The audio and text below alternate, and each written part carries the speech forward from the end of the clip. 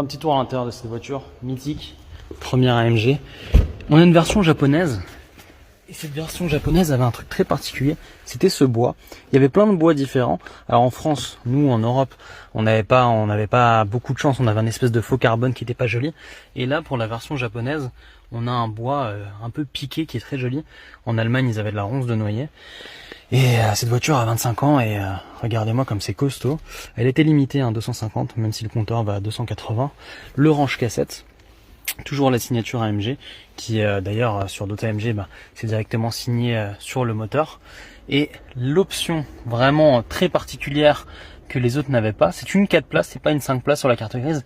Et je sais pas si vous le voyez, elle a comme des baquets à l'arrière, c'est assez exceptionnel. Dites-moi en commentaire voilà, si ça vous parle un peu plus que les Mercedes d'aujourd'hui, parce que c'est vrai qu'aujourd'hui c'est un peu les écrans en profusion chez Mercedes et la qualité est des fois un petit peu moindre. Là on est vraiment sur